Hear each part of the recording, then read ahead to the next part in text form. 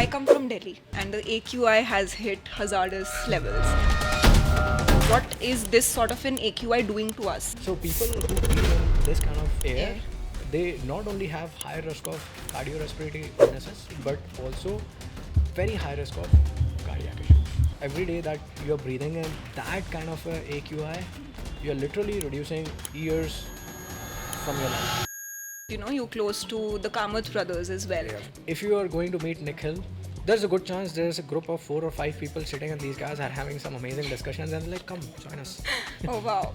The podcast is basically a glimpse of What he's really like. Nithin is focused on family, fitness, and I guess his foundation, which is Rain Matter, right? So I see a glimpse of like Mr. Ratan Tata. Really? Yes, I do, 100%. What kind of pain is worse? Heartbreak or, you know, like pain from an injury? When I was heartbroken, I thought that was the worst kind of pain, and then I got a lower back injury. I was like, no, definitely this was worse. Is there a particular playlist? So you go from Backstreet Boy to Linkin Park, you know that this guy went through a Heartbreak. Shift. What's the most controversial song that you've worked out on? Worked out on Himesh Reshammiya's songs, No? and I hated it every time they played in the gym. I think you can't go lower than that. Something that people are talking about. It's called parents' health anxiety. Is there a way in which we can talk to them about being healthy without disrespecting them? They just don't want any help from their kids. Yeah. Maybe a couple of babies, but that's about it. They don't want any health advice, they don't want any treatment advice. My wife, you'd think she'd listen to me. Yeah. She does not. No? She has a coach from Fitter. You've onboarded Shahid Kapoor as your brand ambassador. Yes. Obviously, I can't go and work with or have somebody representing Fitter that also endorses, let's say, gutka, pan bidi. As No a matter label how is- big. It does not make the cut. Hi JC, welcome to Men's XP. Thanks, Sadhika. How are you? I'm doing great. We've been talking for a while right now before we started rolling, so I'm already a little comfortable with you. But for those of you who are watching this right now, I would just like to take a moment and tell you that if you've ever been curious about health, and if you ever plan on living a better life, if you ever plan on living a healthier life, then I think this episode is for you, because we're sitting with somebody who's been in this space for about 25 years now. I mean, personally 25 years, but in public education and everything, 10 plus years. Oh, wow. So 10 plus years. Yeah. So I think, let's start with you introducing yourself to our audience at Men's XP, which is young boys 18 to 24, your target audience. Awesome. So I started training when I was 14 years old, and usual story, got bullied in school, developed a really bad relationship with food, started gaining weight, and then at 14, one of my friends asked me, why don't I do something about my weight? So I went to the gym, started working out, didn't lose weight, but got into the habit of training myself. Building muscle. Yes, and that's something that stayed with me for a very long time. And then I think around 2028, some things happened, and then I decided I have to lose weight. And so I lost like a ton of weight doing all random shit, which is like fruit and juice. And then obviously it had a rebound kind of an effect. And that's when I started putting efforts into learning about nutrition and training. And back then there was no Instagram, there was no, not so much of literature available. There were just forums. And so I started digging into forums, learned a bit about how to eat healthy, the importance of protein, macros and micros, gathered all this knowledge. Around 2013, I was in IBM, and from IBM, I got a chance to come back to Pune, and I had just gotten married. And when I came here, I got to know that I was about to become a father. 2014, I became a father, and I was like, okay, now let me see if I can get more fitter and stronger, something like a role model for my daughter. Because in IBM, when I was there, I was smoking and drinking and hanging out with all sorts of no good people. Because that's the culture also, right? When a manager goes for a break, people go and it's smoke. mandatory. Oh. Yeah, it's it's compulsory. If you don't smoke, like you don't get promoted. I mean, I didn't stay long enough to see that happening in real time. But now that you're mentioning, maybe some of it is true. Anyways, so I came here, and then my daughter happened. And I was like, okay, my father never drank, he never smoked, and I'm doing all of this. Obviously, I'm a good kid, so I'd like to walk on the footsteps of my father. I'd like to make my daughter proud. And so I quit and got into fitness, got featured in Men's Health, uh, did a CrossFit competition for which I got featured, like tiny 5-second feature on MTV Fitness Man Challenge, and something I was doing for a good time. So I thought, okay, fitness is my calling. And I got like into it. I started training people on WhatsApp group, started training people, they got results. One thing led to another, and then we ended up creating this company in 2016. And the idea was fairly simple. If you're somebody who's looking for right education and transparent, trustworthy results, you come join this community and you get all the help for free. And if you want a coach who can coach you, handhold you, because sometimes it can be very overwhelming for new guys to absorb all that information, Yes. then you pay them a small fee, right? So this business model did not exist back then. So 2015-16 we launched this, and we were immediately profitable. We bootstrapped the company. First year almost like 10 crores, Wow. 20 crores, 2019 50 crores. Then I made it to YC, Y Combinator, which is a mecca for entrepreneurs. From there we raised funds, got into the whole cycle of trying to hyper scale, lost money, and then again something happened. Fast forward to today, we are a profitable company, and we are in a much better state today. Yeah, and we have trained almost 400,000 plus people globally. Oh my God, 400,000 people. Yes. Wow. And so fitness कभी आपका initial plan नहीं था, like when you were growing up, when you were a Yeah. little boy, Yeah. तो क्या मन था आपका बनने का या करने का life में? नहीं, I always wanted to do a job, क्योंकि हमारे यहाँ ना क्या होता है कि everybody is into business. वहाँ पे you don't have engineers, I mean doctors are obviously there, but you don't have engineers. Engineers होंगे भी तो क्या करेंगे? Because that place, the place I come from, is a small town called Mandideep. It's a industrial area.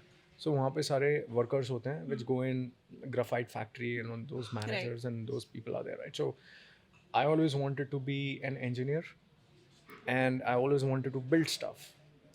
I got interested into software when I was in class 8th. So at the time, there was something called as a CDAC. So I did CDAC back then. And then throughout my life, I was into fitness and tech simultaneously. Okay. So I did all sorts of, so I was heavily interested in open source, Linux, all those things, a lot of stuff that people today will not be able to understand. So I've done all of that stuff back in my tech journey. And I spent about 8 years in tech companies. So was it difficult leaving that behind and getting into fitness Zero. mainstream? No, absolutely not. No? No. The tech that I loved doing was not the tech what I was doing in these tech companies. Okay, Because different. yeah, because I wasn't building. I was like doing something which people expected me to do, and it was not fun, honestly. I was doing it for the sake of doing it. I'm a techie, but that was not the tech I wanted to. Yeah. Fair enough. And so when you came into fitness, I'm sure there were moments where you had second thoughts, because I think you came into it without a plan. I think things just unfolded themselves Yes. in your trajectory. Yes. So how did you deal with those moments? What were those moments like when things were probably not falling into the right place? Did you ever get scared? Did you think of leaving all of this behind and, going into something safer? I wouldn't say I tried to go into something safer, but yeah, it did dawn upon me that maybe this will not work out hundreds of times. Like every single year we had challenges, and every single year there was one or the other challenge that was coming, and obviously without a plan, because you don't know, and obviously because I'm not from a business background, I didn't understand finance. I didn't understand the language that investors spoke. They talked about CAC, and I was like, "What the hell is CAC?" Right? So it was like I was learning everything retrospectively, and like it was like On the somebody's go. throwing a ball at you, and then you're getting out, and then you're going back and trying to learn how to Not play get the out. ball safely. So it was every time it was a second attempt, and so a lot of times we were getting out in the first attempt, and then we were trying to learn it and figure it out, right? So it was a lot of things were retrospectively. Most of those things changed, I think, after 2020 when I went to YC and then I went through Sequoia Search Cohort. I started thinking in like how do you plan things, right? That's when that was the first time when I formally thought that okay, yeah, I think I can be a good entrepreneur. Before that I was like, if you see my LinkedIn profile, up until like a few months back, it said accidental entrepreneur. Yeah. And so that was my whole identity. Like I didn't want to consider myself as an entrepreneur because I just didn't feel I had it in me. So yeah, there were always moments, and to this day I think I still have that fear. I just know I'm better planned, better equipped now to deal with those things, but the fear never goes away. No. It's always there. No, it's always there.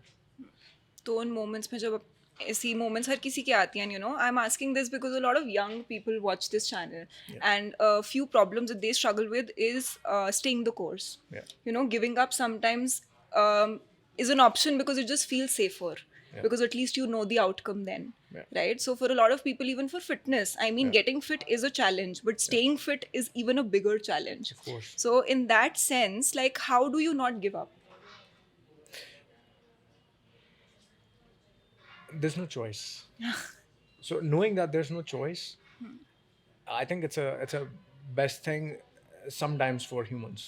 When we are spoiled for choices, we end up hopping from one choice to another and end up nowhere. Yeah. But the moment you know that there's no choice, I think things become quite clear for you that this is the choice, and the other choice is death, or let's say complete destruction or something like that. For example, I have hepatitis B. Me and my brother both, since we were kids, and I did not know I had that until a very long time. And so when I found out, I immediately, like obviously because we were neither of us were vaccinated, right? Right. And that was the time I actually also, so the quitting of alcohol and smoking and everything, it went hand in hand with that. And so now that I have two kids, I want to make sure that I live a healthy life for them. Yeah. And so I don't have a choice because my lifestyle is the only thing that is going to prolong the condition of my liver, like healthy condition of my liver. Right. And if I get into smoking, drinking, or any of these bad habits, they will just accelerate, the degradation of my liver, and hepatitis B incurable. Yeah. So there's no cure. So all you can do is just try and maintain your liver health. And I think sometimes that that not having a choice is so powerful.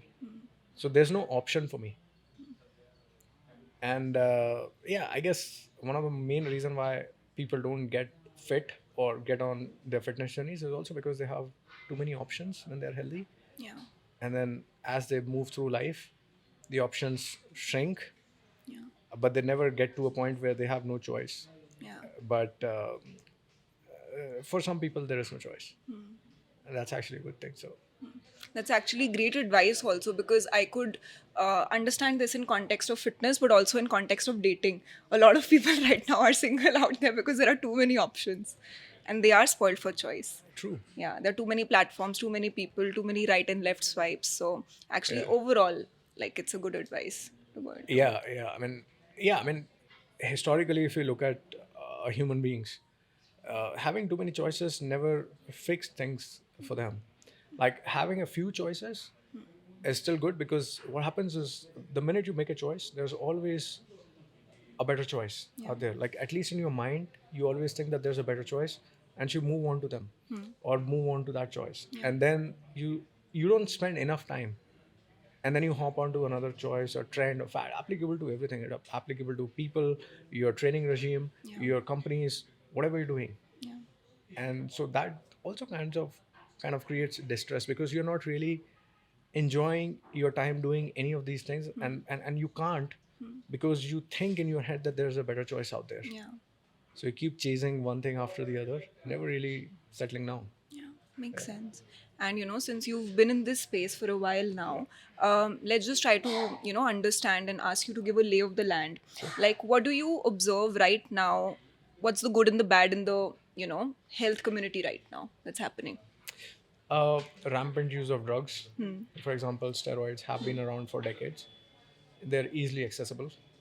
Then now we also have GLP-1 drugs, which Yeah. are again available OTC. Yeah. The normalization of drugs is extremely bad. The normalization of herbal, natural remedies, which are actually toxic to your liver, is extremely bad. Right? So both of these extremes are not good, because people are taking shortcuts which they should not be taking. Right. And even though they know in their heart and they have learned historically that shortcuts always come at a cost, it's just for some reason they think maybe there'll be an exception. So this is gamblers' fallacy, because the people keep on gambling, Yeah. hoping that they might be the lucky one. Yes. And in this case, they think that they might be the lucky ones who will not suffer the side effects. Yeah. And you have millions of these people, and eventually they all suffer the side effects. But still, they keep on trying in hopes that they might be an exception. Right. Right. So this is a big problem. And I think it's also a problem because बहुत सारे लोगों को ना जब उनके सामने actual examples दिखते हैं, Yeah. and especially when they're from industries like Bollywood or Yes. from an influencer Yeah. for that matter, then I think they get enamored to it and they just feel like, okay, if this person is doing it Yeah. and being on the camera and living a fabulous life, then I also can do The it. life is not fabulous. Yeah. Yeah. Again, as somebody who's worked with some of those folks, and I know the details, it's like all that glitters is not gold kind of a scenario. I know folks who literally take sleeping pills, and they take drugs like crazy On the and regular. They have no choice, Damn. and their doctors are the ones spoiling them. So it's all happening. So please do not take your inspiration from Bollywood. At least most of the folks don't take your inspiration from Bollywood. All that glitters is not gold. There's a whole lot of thing that goes in the background, and obviously you can have some people. There are good people, and there are obviously bad examples also. But I'd still say that be very careful. All that glitters is not gold, and their lives are not fabulous. There's a whole lot of misery and pain and everything that goes on, and yeah, you don't want to live their life. That's what I'm trying to tell you. You don't want to be them. Once you learn the truth and the things that go beyond them, you'd start loving your life far more. That makes sense क्योंकि बहुत ज़्यादा easy होता है दूसरों की life को देख के fantasize करना कि everything never, is good never do because that, yeah. I think कोई अपनी बुरी चीज़ें डालता भी नहीं है social media पे, Nobody does that. right? Everybody wants to keep their best foot forward, as Yeah. do celebrities. Yeah. So if I have to ask in a very blunt sort of a manner, drugs like Ozempic, they're not good for you. People should not, like normal people like us, should not consider it. No, normal people should stay away from any sort of drugs for that matter. Now, Ozempic can be, so again, each drug has a cost risk analysis, right? Right. So, for example, if somebody is super overweight individual and he'll likely die in 5 years because of a heart attack, and so doctor says this guy needs to lose, let's say, 30, 40, 50 kgs in a very short period of time or he'd immediately die, something like that. Those people can take Ozempic. So if they start taking drugs and they immediately lose weight, for them, the drug can be a life changer. But normal people who just want to lose 10, 20 kgs, 30 kgs, if they start using the drug, they will suffer serious problems because the drug has very high rate of adverse events. So, for example, your gastric issues. So most of the 50% of all the issues with the drugs are gastrointestinal related issues, right? So then you have pancreatitis, then you have depressive, suicidal tendencies. Oh my God. So there's different kinds of pathies which are associated with the drugs, and a lot of people don't talk about it because again it's being kept hush hush. But there's a lot of cases which are coming out. People are landing up in ICUs. Deaths are also happening. But like I said, it's all been kept hush hush. It will come out eventually when more and more people do that. Once the generics hit the market, I would say if you can avoid taking GLP-1 drugs, same advice as steroids. Not good long term. We've seen them. Steroids were a thing back in the 60s and Yeah. 70s. The doctors were promoting them. And now everybody's against them. So what makes you think that steroids are illegal and GLP-1 drugs are not? It's basically the same set of people who first promoted steroids and now are promoting GLP-1 drugs. The same set of people said steroids are illegal and bad, don't take them. Same set of people will wake up and say that 5 years from now. Yeah. Okay, don't take GLP-1 drugs. All I'm saying is don't wait for those people to say that. Yeah. Drugs, all sorts of drugs have side effects. So you have to do a cost effect analysis. Yeah. If you can do things in a more natural manner with the lifestyle diet interventions, going to the gym, building right habits, and it works. We have trained 400,000 plus people, so we know it works. There are examples of people who've lost 60 kgs. Wow. Yes, in a year's time or 2 years' time, right? So it can be done naturally. Takes a lot more willpower, requires a lot more discipline compared to popping a pill. Yeah. But those people are way more healthier than somebody losing weight through drugs. Absolutely. And I think one topic of conversation, which is, like it's a hot button issue right now, it's the protein debate. Like people right now seem obsessed with protein. Like I'm hearing about protein dahi, protein lassi, protein parties. So, this entire conversation around protein is quite fascinating. Yeah.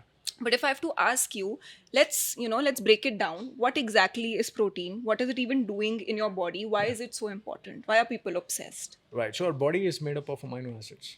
So your body has 20,000 different proteins, which make up all of our organs and everything, tissues and everything. It's made up of those 20,000 different kinds of proteins.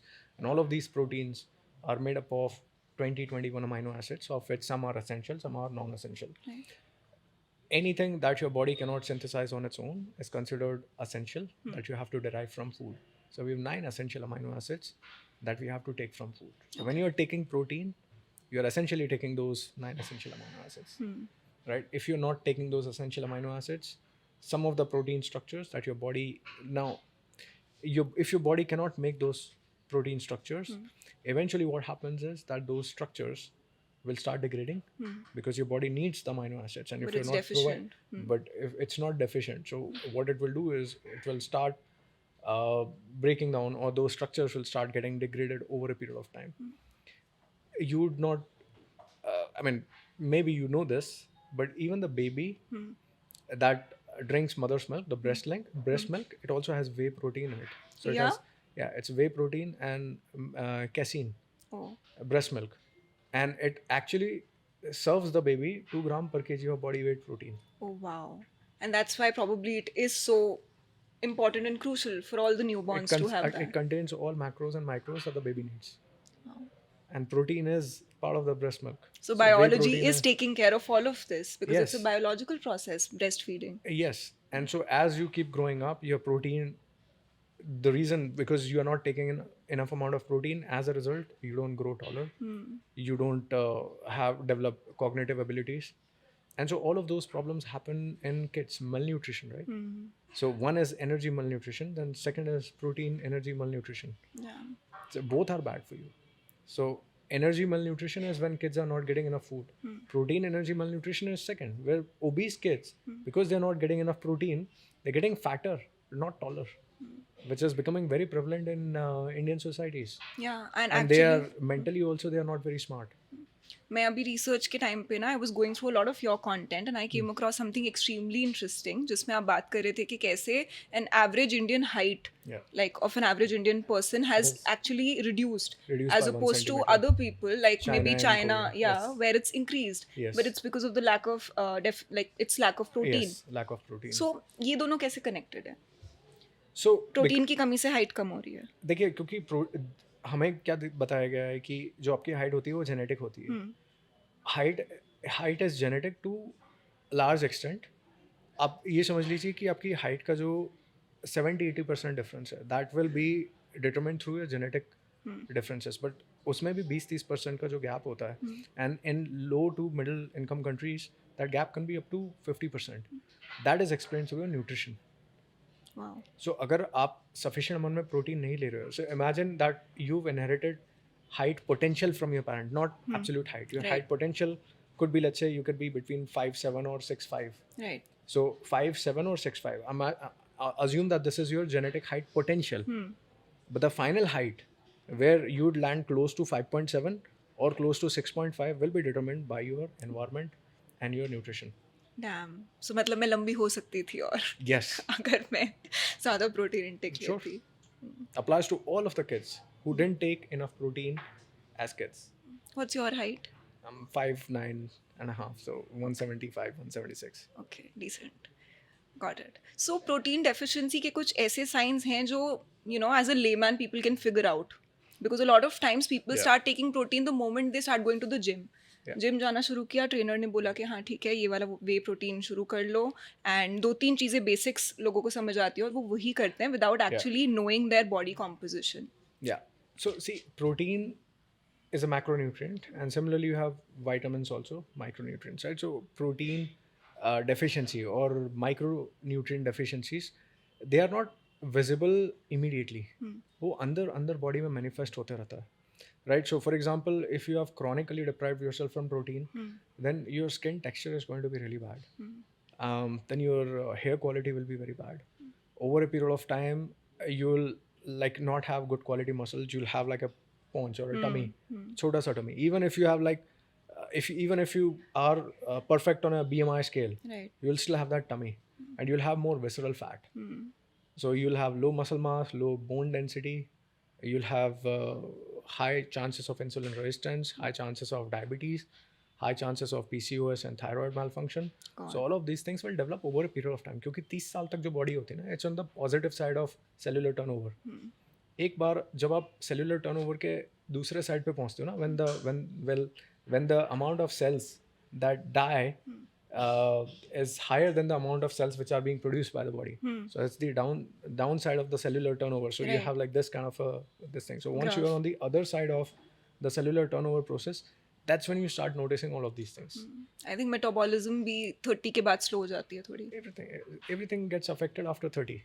So for some people that could be like 25 years, could be 30 years, could be 35 years, depends on how resilient your cells are to all sorts of environmental stress. So if somebody who's exercising, they'll experience the cellular turnover, they'll stay on the positive side of cellular turnover for maybe let's say 5 years, 10 years more. And even on the other side of cellular turnover, instead of a sharp decline, they'll probably experience a gradual decline. So that's why some people age better, Right. even though they are aging as other people, and some people age in a much worse manner because they have so there's a term called what's it called, hormesis. Okay. And hormesis means that you have to introduce your body to gradual controlled stress, not acute stress. So gradual controlled stress, and it builds cellular resilience. For example, exercise, when you do, it's actually a stressful activity when you do exercise. Yeah. But gradually when you do exercise, the body responds by making you stronger.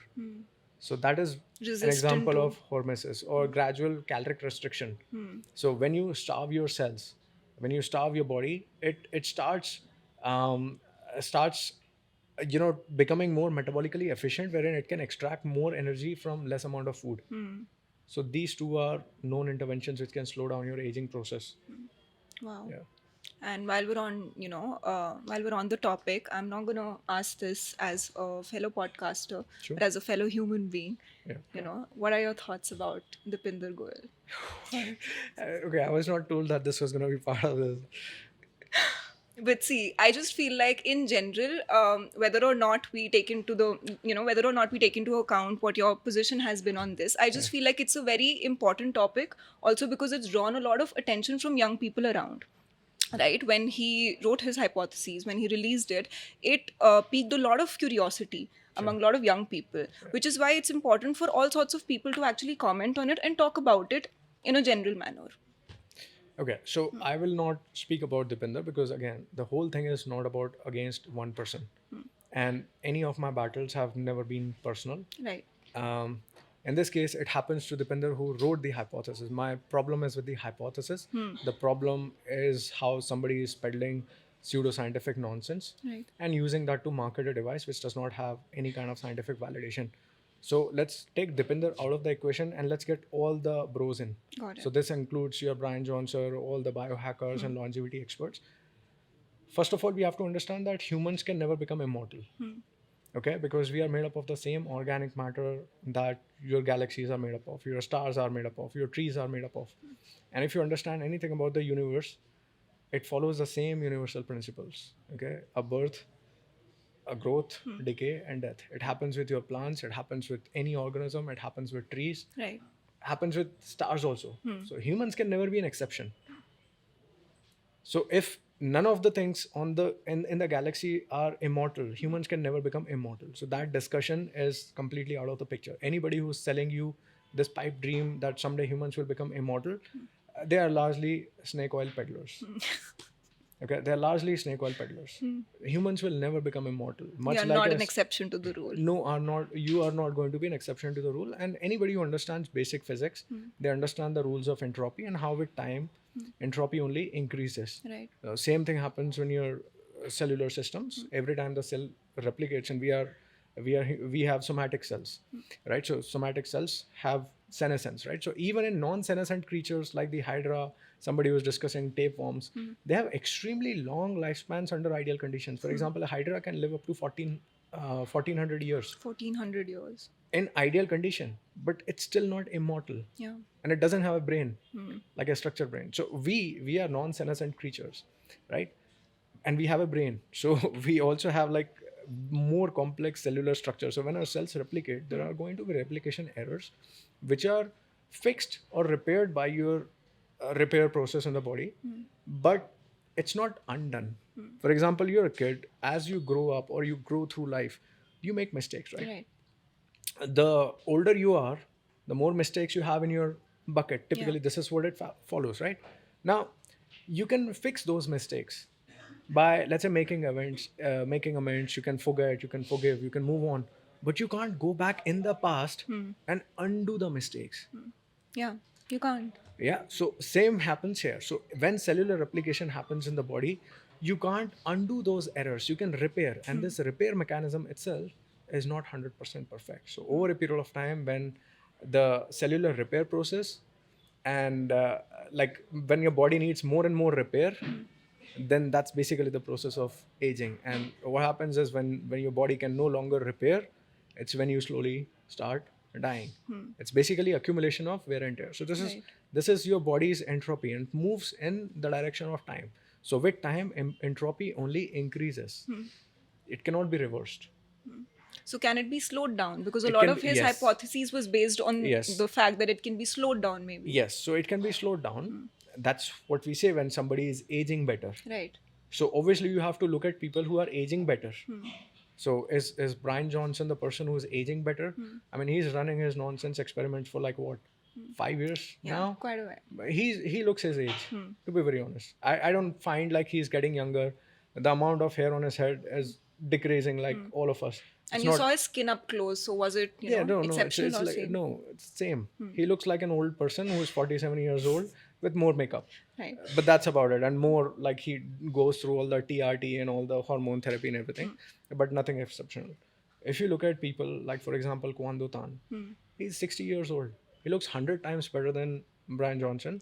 And if you look into his lifestyle, he eats his food, same food, very protein, vegetables, sleeps regularly, exercises, and he has a family and everything, right? So he's 60 years old. He looks way better than Brian Johnson. And he's lean and amazing. You should look into his profile. His name is Kwando Tan. Got it. Similarly, you follow all the other people who have lived longer. They didn't go through any of these fancy treatments. There's zero evidence behind any of these fancy treatments. The only two things that have extensive data that can slow down aging are basically exercise, number Okay. one. And second is caloric restriction. Okay. Any other modality is either in a very experimental phase or does not have any evidence, conclusive evidence in humans. So this applies to all your anti-aging supplements, anti-aging creams, your NAD, NADH, NMN, all that nonsense. None of them have proven results in humans. Okay. So, as a factor, would it be okay to assume that then gravity is not affecting us or impacting us the way it's being sold right now? Of course not. So, the brain flow, like, Yeah. The blood flow to the brain, Yeah. that does not matter. Like, Of course not. just if you can break down Your brain regulates its own flow. it's not connected to the rest of the body or with It's the connected to the rest of the body, but it's not like if you lie down on the bed, your brain will get less flow, or stand up, it will get more flow. It's still there's heart. So, there's no difference if I do a handstand. Because that was one of the practices, right? That a lot of people are assuming after his hypotheses. so it is not going to increase blood flow to the brain. Okay. It's a big myth. Okay. Yeah, it's a big myth, and a lot of people have cleared that no, doing handstands is not going to rush more blood to your brain and thereby making you intelligent. None of that happens. It is going to put more strain on your body. That's about it. It is going to put more strain on your body. I think, just knowing about health or being in this space can be sometimes so overwhelming and confusing. Yeah. Because right now I have the chance to Yeah. sit with somebody like you, understand it, firsthand. And I remember when he released his study, I think it was a Saturday or a Sunday when he Okay. released his hypotheses. And I was waking up, it was a slow morning for me, and I was reading it. So I got curious about Yeah. it. Yeah. But by the end of it, I had my own questions. Yeah. Now, a week later, I can sit with you and discuss with you and know that, okay, this is not what I need to take, like, this is not what my takeaway needs to Yeah. be. But for a lot of young people out there, they may not have a chance to sit with a JC and See, understand. see, what happens is sometimes when you make statements that look scientific and people don't have the ability to differentiate between science and something dressed up as science, they assume these hypothetical statements and they take them on face value. Also, because these statements are rooted in partly culture and partly human biases, because they make you feel intelligent about yourself. Because I'm sure everybody at some point of time would have thought about this. Ki, hey, is it because I live here? Is it because the gravity and maybe I'm not getting tall? And maybe if Earth had less gravity, people would be taller. All of us, we as kids, we Yeah. think of these things. So when someone comes up with this kind of a hypothesis which looks very sensible, but in reality it's not, and it appeals to biases, because then you also he connected it with Shavasana and Yes, yoga yoga and and yes, everything, which does not require proof, at least in India. And then fair. Yeah. yeah, I mean, who's going to dare to ask about proof of those things, right? Nobody. So when you connect these kind of things and there's no data, a lot of people assume this to be true. But if you have any amount of rational brain, or Thinking. rational, any amount of gray matter in there, you'd go and check evidence. This Yeah. is not a new theory. Gravity has been explored as a concept and its role in aging for almost 50 years now. Yeah. The earliest papers that explored this were in 1980s or 90s, and then everybody moved on. They were like, see, gravity is a constant. Yeah. If it's affecting you when you are older, should have affected you when you were a kid. So then how do you end up Reaching growing? that. Yeah, if gravity was affecting you, should have affected you when you were a kid also. Shouldn't Yeah. have let you grow. Yeah. So why is suddenly gravity becoming a problem? The same logic, because this is such a stupid logic, it can be extended to pretty much everything we do. See, body is made up of 70% water. Yes. So somebody can say, hey, maybe it's the water that's killing you. So Or maybe it's we weighing should, you down. yeah, maybe what we should do is we should try and drink less water and see if our systems evolve. Or the same concept could be applied to, let's say, oxygen. Anyways, we die because of high amount of oxidation, right? So all the things that he said can be applied to any other constant. And that would kind of be true. Because yeah, oxygen kills us eventually, because our body is like, it's redox reactions, right? There's reduction and oxidation. Yeah. And eventually ROAS, or reactive oxidative species, is they accumulate, and that's what causes damage in the body over a period of time. And we've seen that in centenarians, people who live up to 100 years, they have much lesser oxidative stress compared to, let's say, people who don't live longer. So yeah, one could say, hey, even oxygen is killing us. So gravity is killing us, oxygen is killing us, water is killing us. मतलब चाहो तो हर चीज के लिए case बना सकते Can हो. you disprove the fact that even love is killing us? Oh, no, that I can support. So I'm thinking, marriage is killing us. I'm saying kids are killing us. I'm saying love is killing us. The fact that we are walking on the ground is killing us. Yeah. And I can literally have random bunch of studies put together, make it look scientific, add a bit of cultural angle, and then I'd be like, hey, this is just a hypothesis. Yeah. And don't worry if I'm selling you a device that maybe it makes you forget people. Because hey, love does kill you, because when you think about love, you love someone deeply and then you lose them, because that's fact of life. Yeah. And it creates a dent in your brain. Yeah.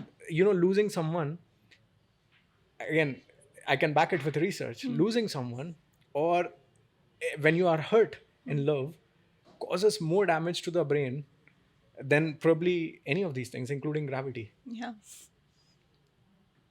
So then you Love should aging not, hypothesis. Yeah, so love aging hypothesis. People should not fall in love. Yeah.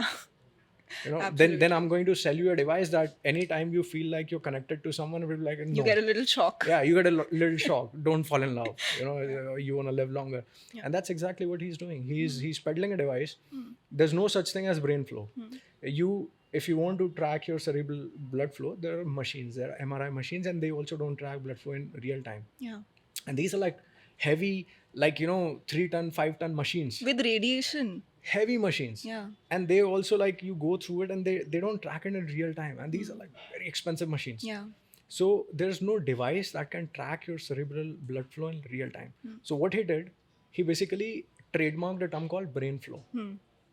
It's not a real metric. It's a simple made up proxy pseudonym that he's trying to tell people ki, hey, and all the studies that he has found out, those studies are actually about the actual brain flow. None of what his device is measuring. His device is measuring a pseudometric, Right.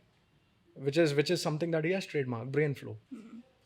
I think that is one of the most important reasons why people should question a lot more Yes. than absorbing. Because क्या होता है कि कोई ऐसी एक shiny चीज आ गई market में, you veer towards it, you want to know more about it, you want to look cool in the circles also, you want to try it out. But I think asking questions is extremely important. Very important. Yeah. Very important. In See, fact, I came across a study which is not really connected to this in any, significant manner. But there was a research that spoke about that if you're a girl dad, you tend to live longer. well, there you go, folks. That's amazing. I have 2 daughters. Yes. Brilliant. So now we have to figure a device that probably makes people produce more girls. Yes. I think I should be that should be my next $1 billion Venture. idea. Yeah. Brilliant. Oh God, yeah. I'd love that. I'll invest in that. Amazing. Perfect. Okay. We'll trademark it. Yes. We'll find a good name for it. Yeah. Only girls. Yes. Yeah. And maybe when you go out for, maybe if you ever plan to do philanthropy, you can wear that device and, be clicked. Yeah, I know, right? And then I Yes. have to just post my pictures with me feeding people Yes, and everything. like it wasn't even Build stuff. subtle, and that's what a lot of people on the internet right now and Yeah. Reddit right now are talking about. That listen, we may not understand things at first, but we're not stupid. Yeah. So like you're not even subtle with this. Yeah, It's yeah. copy paste. It's all planned. Yeah. And one of the other most exciting conversations right now that's happening, it's around sleep. Yeah. And it particularly interests me because I have had a very bad relationship with sleep almost all my life. Okay. So it's sort of my oldest nemesis, and I know so many people around me who have always struggled with sleep. Yeah. So as a concept, as something which is marketed as it's extremely important for your recovery in general, can you just elaborate a little on the importance of sleep? Sure. So look, sleep is important. There's no two ways around it. And generally agreed upon duration for sleep is 7 to 9 hours if you're an adult, and 9 to 10 hours if you're an adolescent, and 10 plus years if you're below the age of 8. So typically the 10 to 11 hours, right? Right. And the reason for that is when you're growing and your cells are replicating, and obviously you go through a lot of mental and physical wear and tear. So think of it as like when you drive a vehicle, it could be your car. There comes a time where you have to park the car in a garage for servicing. Yeah. And the servicing is important, right? So same thing happens with our bodies every 24 hours. We go through the day accumulating a lot of information, accumulating all sorts of good and bad information, going through a lot of physical and mental wear and tear. So all of this physical, mental wear and tear, it has to be replaced during the times of sleep. So your sleep has different phases. You've got light sleep, REM sleep, dark sleep, deep sleep. Deep sleep is where the physical wear and tear gets repaired. Okay. REM sleep is when the mental wear and tear gets replaced, and light sleep kind of serves as a facilitator for body to go into these different phases of REM and deep sleep. Okay तो अगर मैं समझने की कोशिश करूँ सो किस amount में किस टाइप की स्लीप इम्पॉर्टेंट होती है like is deep sleep more important than REM sleep No, both are equally important because your physical body has to heal.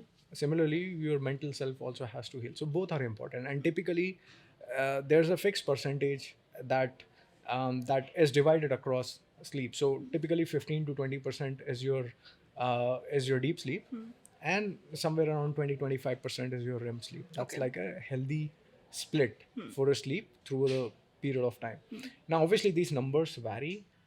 Depending on the duration of the sleep and depending on if somebody is going through a physical injury, or if somebody going through a mentally problematic phase, right? So, for example, insomniacs or people who have, let's say, Alzheimer's, researchers have found out that they typically don't have good REM sleep. The REM sleep goes down substantially.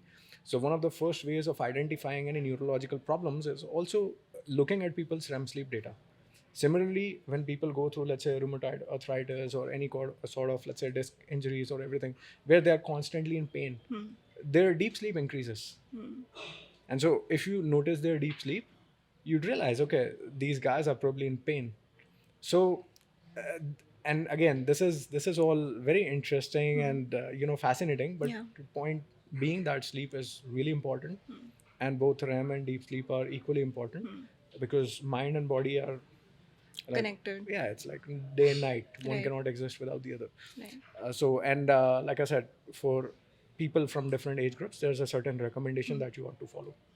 So Got it. yeah, I sleep 8 hours every day. Sometimes it's 8.5, sometimes it's 9, sometimes it's 7, but I maintain an average of 8 hours. Got it. तो जो वो young लोग हैं जो Elon Musk से inspire होते हैं और वो कहते हैं कि इलॉन मस्क ने अपने प्राइम में सिर्फ 4-4 5-5 घंटे की नींद पे इतना बड़ा एम्पायर क्रिएट किया है, Yeah. That is not a good benchmark.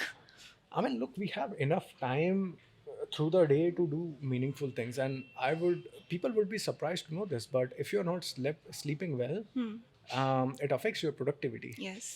If you are in a creative field, if you are doing some mindless work which does not require your creative thinking, then sure, maybe you can do with less amount of sleep. But if you are in a creative work where you want to invent something, you want to think, you have to have enough amount of sleep, because over a period of time, if you get less sleep, it affects your mind. Absolutely. So yeah, and maybe you can sustain that when you're young. You can force your body to kind of think by drinking more coffee. All of this is possible in before the body hits the other side of cellular turnover, because the body is still growing. Right. But then the minute all of this happens, and like for example, people when they drink and do drugs and smoke, they do it throughout their young ages. And the minute they turn 30-35, suddenly you see them like in a completely bad shape. Yes. And they get this amazing shock. They think, oh shit, Realization. yeah, like when did this happen? Yeah. I was drinking, smoking and doing, and nothing happened for the last 10 years, and now in the last 10 years, Yeah. look at my body, what the fuck happened? Yeah. So this happens with everybody, every single person. True. And because you mentioned coffee, I think there is a lot of debate around coffee as well, especially in terms of sleep. Yeah. So if I have to ask you as a layman, Yeah. when should I take my last cup of coffee if I'm planning to go to bed, say around 11 p.m.? Yeah. You should try and take it as early as possible in the day. Okay. Your body needs to build sleep pressure.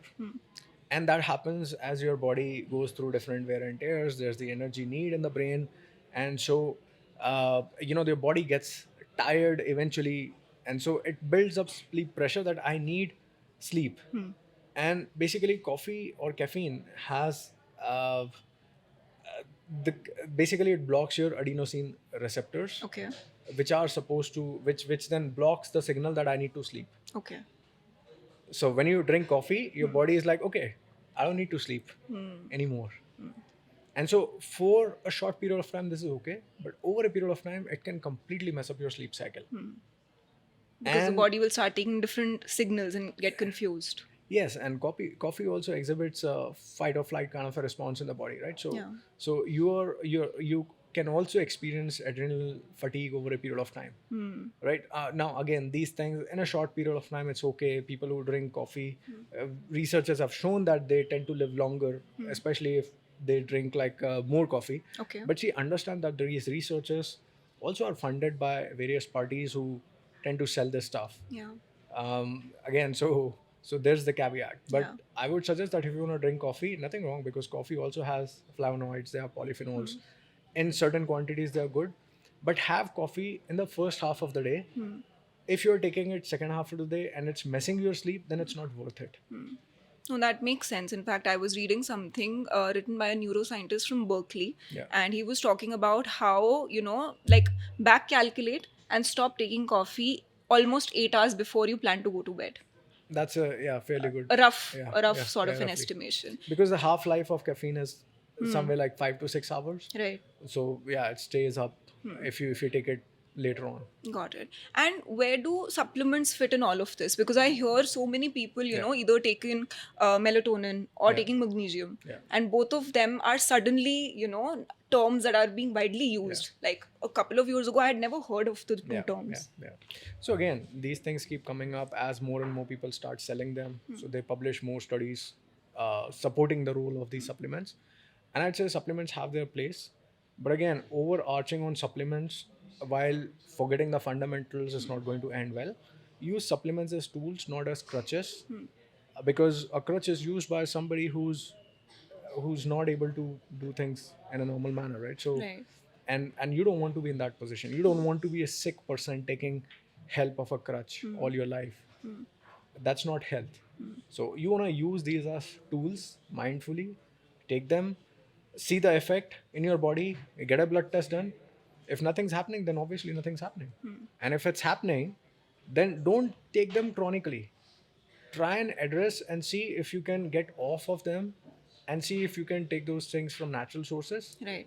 Because what will happen is, okay, fine, I'm taking magnesium, fine, I'm taking iron, and of course, which is an important supplement to have. Then I'm taking B12, then I'm taking melatonin, then I'm taking omega 3, then I'm taking vitamin D, and suddenly I'm taking 100 pills a day. Yeah. And we know for a fact that those are not making Brian Johnson any younger. Younger. So now we have a good case. Yeah. And in another 5 years, I think Brian Johnson would be a case study on everything that people should not do. So people should. Quite interesting. I mean, I'm looking forward to it because he's clearly aging. Another 5 years, he'll age like a normal person. So we'd be able to safely discard everything he has done. That okay, don't do any of those things because they clearly are not working. Yeah. I think there was conversation about him doing a blood transfusion also. Was that Plasma true? transfusion. Plasma Yeah, transfusion. he took his son's plasma albumin. But like, does that work? Look, all of these things are transient experiments in mice, petri dish. No human trials. No human trials. The ethics committee would never pass this. Right. And again, even in mice and other animals, there were no all of these things. So there's one thing called as a transient effect, Okay. and something called as a longitudinal effect. Unless until, again, let me not get into that. Point being that these therapies, these remedies, it can look like they are working in a very short period of time, but your body is way too smart. There's something called as homeostasis. Okay. Right? So your body tries to return to homeostasis, and you can't suddenly change homeostasis. You gradually move homeostasis through the things that work. For example, exercise. For example, eating right. For example, sleeping right. So you build these habits. You can't suddenly do one thing and think you have tricked your body. Your body is way smarter than you think. So far there's not been one single medicine that can cure diabetes. Yeah. They only manage diabetes. Yeah. And manage up to 20 years, and after that we have so many studies. You have DPPOS studies, DPS studies, you have advanced trials. All of them, they've showed one thing, that after 20 years lifestyle beats metformin Yeah. And I think by a huge margin. yeah, lifestyle is the key. In fact, I was reading somewhere it was written that just being sedentary is a disease in itself. Of course. Yes, being sedentary is a disease in itself. Yes. So, let's talk about the dangers, like the health dangers that people start facing when they're in their 20s, in their 30s, in their 40s. Because I'm sure, 20s mein aake, there are certain things that we need to be wary of. 30s mein aake, different challenges that we need to be, watchful of. Yeah. Similarly, 40s, 50s, and 60s. Yeah. So as an expert in the matter and as somebody who's studied a lot, been in the space a lot, what are some things that we need to look out for? Let's start with 20s. 20s, you will not face major issues because your body is still going through changes and you're still on the positive side of turnover. I think the worst you can get is like acne, and which happens to everybody. And I Yeah. think just by taking care of your body, just by maintaining proper hygiene and hormonal fluctuations, because that's the time then kids grow into adults. Yeah. Women start producing more estrogen. Men Yeah. started producing more testosterone. And so if there's a lot of aromatization, then that can lead to pimples on the back, your face, and all those things. Similar cases happen in case of women also. So most of the problems are associated with puberty, basically. Got it. Right?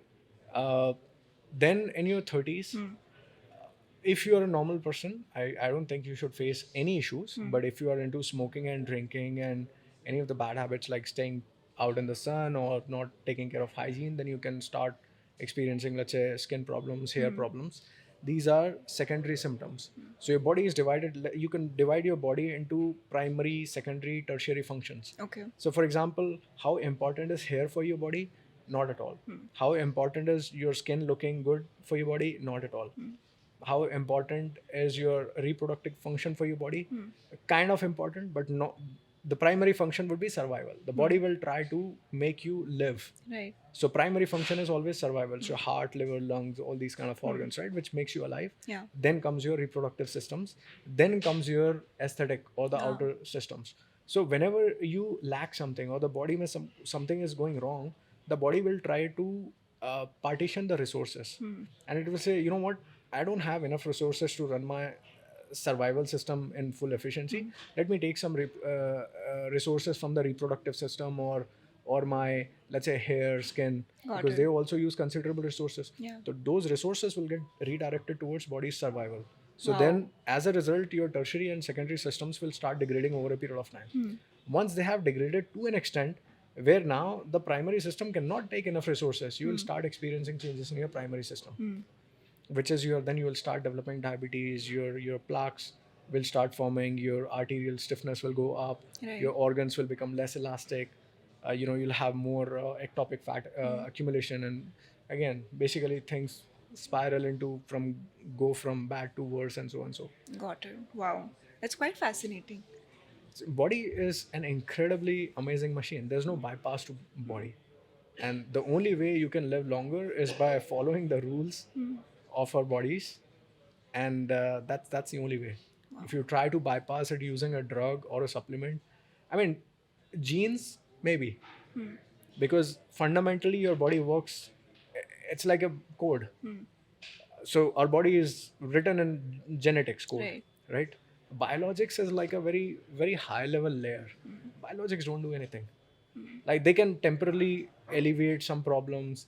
They can affect a mechanism upstream, downstream. They can make you like basically biologics are helpful for managing diseases, managing illnesses, but they can't change the fundamental code. For that, gene therapies are something which I'm looking forward to. So when you get to a level where you can alter the genes in the body, something can happen. Wow. But through biologics, you cannot get younger. That is for sure. Then the only option you are left with are basic natural remedies, which is exercise, eating. That's it. Got it. So, like we just discussed the dangers that we need to look out for when we're in 20s, 30s, 40s, we didn't discuss. These parallel into 40s. Similarly. So the same things that people experience in their 30s can experience Formulates 40s, into an and it actual gets disease. worse. Okay, Yeah. got it. So, what are some health markers that we can start keeping a track of to avoid all of this? Like in 20s, what are certain health markers that should be important for us? Yeah. Similarly, 30s में क्या होने चाहिए, 40s में क्या होने चाहिए? Yeah, so any sign, it could be from bad skin to bad hair to bad nails, any of these visual signs in your 20s are good enough. But if you can get a blood test done, it's always better. So just in case, you don't want to be surprised to know that you have HCM or Brugada or any of these genetic anomalies, right? So I would suggest that if you're a kid, you should get a basic organ test maybe once every 5 years. Which is your liver, your kidney, your heart, then your eye, your ear, full body test. Got it. Then if you are an adult past 30, you should do at least one annual blood test every year, which again includes your vitamins and minerals, your urine, your hormonal profile, your liver, your kidney, your lungs, all of these things. The entire works. Entire works. Add on top of that, imaging for heart Okay. will help, because heart is probably one of the worst or poorly designed organs in the body. Okay. Poorly Why? designed, it's very sensitive. Like your liver is like rock solid, liver is like so amazing. It does so much work, and even if it breaks down, it can regrow itself. So like if you cut the liver, it can grow back to from 20%. So yeah, Wow. yeah, liver is amazing. So even your lungs, because you have two of them, they can take tremendous amount of damage. Right. Your heart is like so sensitive. The minute it does not get a little bit of blood, it will like, oh, you're dying. Right? So Heart is like a woman. Yeah, it's very sensitive. Yeah, but And women are also rock solid. also poorly designed because, I mean, if we had, so again, there are two different kinds of strokes, right? One is when you, the diastolic and the systolic, right? Unfortunately, so when your heart is pumping, so it goes like this and it goes like this, Yeah. right? In this phase only is when the heart receives blood. Oh, So it does not even receive the blood because it also needs blood and oxygen to right, sustain itself. right. Literally gets half of blood and oxygen compared to rest of the organs in the body. Oh my God. And it has such a crucial job to do. It has such a crucial job to do. So Damn. anytime this thing is obstructed and it does not get enough blood and oxygen, poor organ cannot survive. Yeah. In fact, I was reading something. I'll read it out to you. Yeah. There's a report. So, according to a Times of India report, cardiologists are seeing cardiac aging in millennials and Gen Z, where hearts are looking biologically older due to lifestyle stress, sedentary behavior, and poor diet. And I think I have personally witnessed so many people, so many young people losing their lives because of cardiac arrest. Yes. And it's almost scary. I mean, मेरे को डर लगता है आसपास इतने like 30-35-year-olds Yes. who've been friends or who've been distant relatives. Suddenly you get a news that they died in their sleep. Yeah, it's happening a lot. Yeah. Like, what is the reason behind all of this?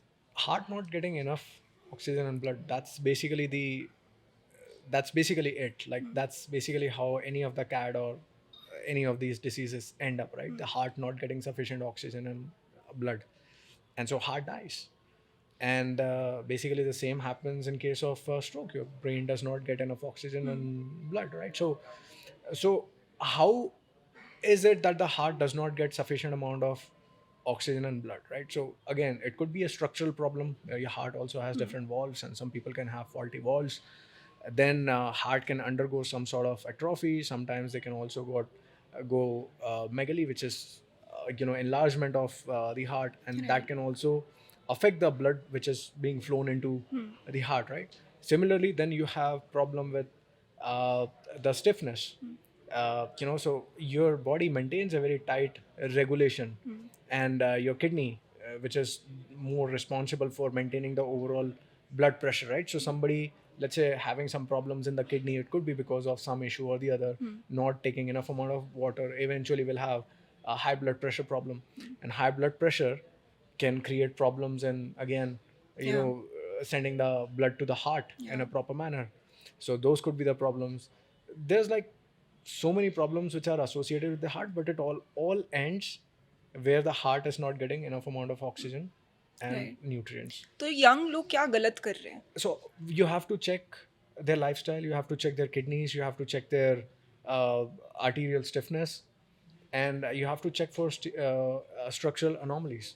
If I have to categorize in broadly, blood pressure is the major killer for all heart related deaths. Right. And बहुत सारे young लोगों में hypertension and blood Hypertension. pressure issues are very Yes. relevant. Like And- 20-year-olds are telling me कि मुझे तो high BP की problem है. So high BP is like, if you have high blood pressure, it will end up in cardiac issues. Oh, damn. If you have diabetes, it will end up in cardiac issues. If you have kidney issues, it will end up in blood pressure and then cardiac issues.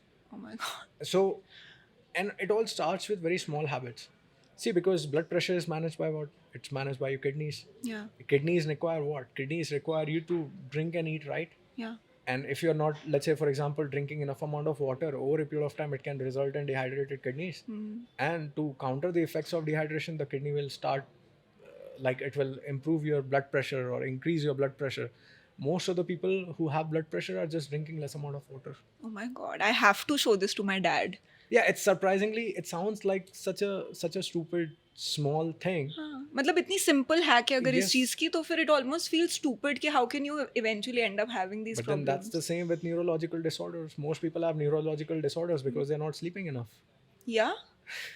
Most people have diabetes because they don't exercise. But I thought diabetes is also because, it's passed down to you. No, that is type 1 diabetes. Type 2 diabetes is primarily lifestyle induced. People don't exercise, they get diabetes. People don't sleep, they get neurological disorders. People don't drink water, they get kidney issues and eventually high blood pressure. Damn, I People better start smoke. sleeping. People smoke, they develop arterial stiffness, the arteries, they become stiffer, so they can't respond. So there's something called as compliance. So they are not compliant enough. When they are not, so it's like a pipe. Okay, so when the pressure comes in, the pipe has to be stretchy enough. Yeah. So our veins and arteries, they are stretchy enough. So when they are able to stretch properly in response to a pressure, it's called high compliance. Right. And so if somebody smokes and drinks, it results in lower compliance. A lower compliance, which means the arteries and they can't respond to the proper pressure. Okay, so I come from Delhi, and right now I just feel like Delhi as a city has, nothing going for itself. मतलब वहाँ का pollution बहुत ज़्यादा है. AQI तो has reached hazardous levels. Yeah. ठीक है, वहाँ का traffic is getting worse every single day, especially for people like me who are doing Delhi to Gurgaon. ठीक है. Yes. एंड वहाँ का डेटिंग पूल भी सुनने में आ रहा है कि कुछ खास बचा नहीं है. So as a city I think the only thing that's working for Delhi is the food. You should come to Pune. Yeah, I think I should. I can at least breathe here. Last night I went for a walk Yeah. when I was preparing for all of this. So I just needed to clear my head. Yeah. I stepped out, I went for a walk, and it actually felt great. And Delhi में पता है ऐसा scene है कि अभी pollution levels बहुत ज़्यादा high हैं. फिर भी हर सुबह मैं देखती हूँ that there are runners. Yeah. I see so many people going for a jog, going for a run. But I'm not sure if that's healthy or No, not. it's not. No? It's not healthy. Can you try to capture for us that what is this sort of an AQI doing to us? Like internally, how is it impacting us? So basically, when you breathe in this kind of air, it's almost akin to smoking, and you have lots of particles divided by their sizes, right? So you have PM10, you have PM5, you have 2.5, and so when you breathe in this kind of air, now what happens inside your lung is pretty amazing. Your lung is an incredible network of tiny organisms that we also refer to as cilia. So first there is a direct damage, and second there's deposition, and the heart and your lungs, they work in tandem. Right. Because you have one side, you have a deoxygenated blood, which is then oxygenated, Yeah. and then again circulated back to the heart. So you breathe in oxygen, right? So your lungs have to filter out oxygen and then pass that oxygen to your blood, and then that is the blood that is getting Transported everywhere in the body. If your lung cannot do that effectively, that also affects your heart in a way. So people who breathe in this kind of air, they not only have higher risk of cardiorespiratory illnesses, but also very high risk of cardiac issues. Oh my God. And I'm not kidding. This is very serious. Like right now, the kind of AQI levels that we are talking, every day that you're breathing in that kind of a AQI, you're literally reducing years from your life. Oh my God. So And definitely running very वगैरह bad के लिए for- तो नहीं जाना चाहिए. extremely bad for babies, extremely bad for little kids, because their system is not fully developed yet. Right. It's very young, it's very new. So for babies, it's almost like cruelty. Oh my God. Babies should not breathe this kind of air. It's horrible for them. In fact Delhi में there are memes going around जिसमें दिखा रहे हैं कि मतलब Delhi is the only city जहाँ पे air purifier को भी spa चाहिए, because the number of times you have to clean it. It's like cleaning an AC vent. Yeah. जब AC का vent clean करते हैं तो वो जितनी धूल मिट्टी निकलती है ना, वैसे per day Imagine basis पे. that's happening inside your lungs. Oh my God. Imagine that's happening inside your lungs. Oh my God. So what message do you have for the runners who are still keeping the run clubs alive in Delhi? So they can run, but at least wear a N95 or N99 mask. So at least it can keep the PM 2.5 out. But it'll still, like, you'll still feel that in your eyes. You'll Yes. still be breathing through your Yes. nose. So I would say just make sure that you are wearing, or at all times you're wearing your mask if you're stepping out. Anything above 300 AQI, masks should be compulsory. Anytime the AQI hits 300, if you're not wearing a mask, police should send them back to home for their own sake. Yeah. You should not step out and above 300 without a mask. So use a mask, buy a mask. I think it's a good system. Aajkal now they are also coming up with personal air purifiers, which you can put it in negative ion technology, so it can also clear air around you to some extent. I Wow. think there are a couple of startups working in that direction. जैसे aura cleansing होती है, अब oxygen cleansing. Yeah, so basically what they do is they work through negative ion technology, right? So they attract the PM 2.5 particles, and they kind of like neutralize them. So then they basically neutralize, and then they don't affect you as badly. So you're breathing in like a cleaner air. Right. Yeah. I mean, it was not on my list of investments this year, but I think, circumstances have changed and I mean, definitely, you're investing in a sunscreen, you're investing in a moisturizer. This is that kind of a yeah. thing. Some would Not argue it's even more slightly crucial more. for you. Slightly more. Yeah. Fair enough. And like India has witnessed several fitness movements over the years, but none has been able to capture their imagination as well as HYROX. Sure. You've heard about it. Of course. So, what's your take on HYROX in general? Pretty interesting. It's getting people moving. It's again become a talk of the town. So I would love for people to keep coming back because as we've seen with trends in India, first it was Devil Circuit, then it was I guess Iron Man, then it was something else. Yeah. So Indians latch onto these fitness trends because they want to post about it, gloat about it on social media, but then they are not loyal to these kind of things. So I just want to see how long can people keep coming back to HYROX. If they do it, Yeah. it's incredible, amazing. I mean, I hope it does not die a slow death like most of the other franchisees which have come in. But apart from that, right now I think it's really right now is a peak time. Right. So it's doing good, and I sincerely hope that it can become something bigger. आपने किया HYROX? Not yet, but so many people from my team has. Yeah. Yeah, Do you ever plan on going? way too many injuries. Way too many injuries. Yeah. Okay, like what? I have meniscus problems. Then I have a PCL, lower back, shoulders. Oh my god. How? Because you've been lifting for so long and everything. Yeah, lifting like an idiot. Ah. So I sometimes I don't take my own advice when it comes to overtraining. So ideally, when I get injury, I should be resting and like giving it time to heal. Right. That almost never happens. So injuries become bigger injuries. So yeah, I think all of us are guilty of it, especially when we're younger. exactly. I remember when I dislocated my knee, I was supposed to be on bed rest for 2 months. Yeah. But after a month, I was like, ab ho gaya mera, I have to go back to dancing and everything. Yeah. The result is that now I can't dance like at that level anymore. Right. So it's not like I can't do any of these things. I can do, like I still train. And so in my day-to-day life, they don't bother me. But I know for a fact that if I go and train for HYROX and do HYROX, I will get an injury which will take at least a month or two to recover from. Right. So that's why I'm like, okay, let's not do it. I'm 40. I'm living a good life, great life. I have no pain literally. But I don't want to get to a phase where I do this and then I get into pain again. It's not worth it. I've been through that. Right. It took like 2 years of pain to get over it. And so my again, God. don't want to get into that phase. So what's worse? Like what kind of pain is worse? Heartbreak or, like pain from an injury? Like the many that you've It had? depends. I think the first time you get a lower back pain, that's like the worst kind of pains. But then you get used to of it. Then if you have endured lower back pain and shoulder pain and so many injuries that I've had, then I guess heartbreak or again, I think you get accustomed to all sorts of pain over a period of time. Yeah. Right? When you move through life, everything hurts more the first time and there's no comparison. Yeah. But over a period of time, I guess you just learn to deal with all sorts of pain in your own ways. Yeah, because I remember that it definitely hurt. When I was heartbroken, I thought that was the worst kind of pain, and then I got a lower back injury. I was like, no, definitely this was worse. Oh So, God. yeah. What age were you जब आपका पहली बार ऐसे heartbreak हुआ था? Heartbreak हुआ था. I was 22. 22.